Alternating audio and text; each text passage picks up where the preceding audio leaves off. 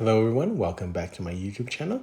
Today I'm doing a review of a special trophy wine night I had with two of my subscribers, one who traveled from Finland, Helsinki, and one who traveled from Hong Kong to see me. So it was really special to see my subscribers and drink with them. I've always had great experiences with my subscribers. They're always polite, very knowledgeable people. So it was really fun.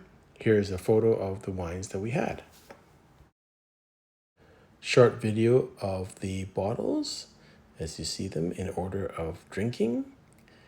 And we'll get to the first one, which is a Krug Rose. And I don't think I've had a bad bottle of Krug. I've always loved it. The taste profile is very suited towards my taste buds.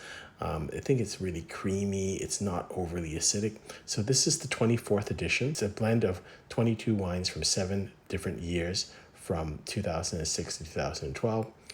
The makeup of the wine is 40% Pinot Noir, 30% Pinot Meunier, and 28% Chardonnay. And I just love the creamy style of either regular Krug or Krug Rosé. It's always got that really vibrant fruit, but it's not overly acidic.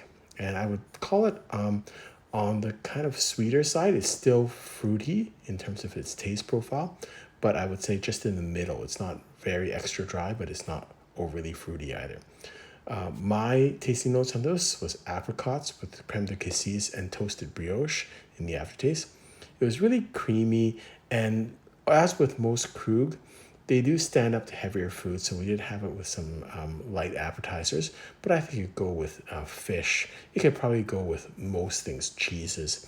It's drinking really well right now. My rating is 96 points. Next wine was the Chave 2006 Blanc. And I love Chave as a producer, love the story. And the white, I would argue, is even more special than the red wine. It's a blend of 80% Marsanne, 20% Roussanne. And my tasting notes, honeysuckle and white peaches on the palate, crushed rocks and almost a slate taste to it in the aftertaste. I smell some white flowers, maybe lilies, and butter and beeswax in terms of the texture. Great body and mouthfeel. I think you can drink now, but I think you could drink for the next 15 years easily. So my rating of this wine, 97 points. This is my contribution to the dinner. This is the 1988 Ducru Beaucaillou, and actually this was given to me by another one of my subscribers to drink. And so it's a wonderful bottle, and we were just talking at the restaurant. The sommelier said he had just had the 89 Ducru, and that was much more Pauillac-like. So this was very prototypical Ducru in terms of its smell and its taste profile. So out of the bottle, smoke and cedar with Asian spice and cranberries on the nose, dried cranberries and raspberry on the palate, with tobacco and coffee on the aftertaste. I thought it drank very well for about 3 hours and then started to fade a little bit. I did not decant. So it's not a strong wine, but I think it's very characteristic of the Ducru. So my rating was 92 points. Next wine was the wine of the night for me. I've had this wine many times. It's the 98 Chateau Pavie. I think this is, and I'm going to do a full video on this, but this is a very important wine, I think, to understand Pavie. It's probably the first vintage after the ownership change, and really in the modern age, this starts when Pavie really escalates to a different level. So my notes on this is cassis, black currants, smoke, and cedar on the aroma. A little bit of glycerin, which is kind of almost prototypical Pomerol, raspberries with minerality, tobacco, and earthiness on the aftertaste. Just a really complete wine. I did not decant it. It's fully mature. I think I'll drink well for the next 10 years, and my rating is 98 points. Last bottle was a real treat. It was the 1964 Jaboulet La Chapelle Hermitage.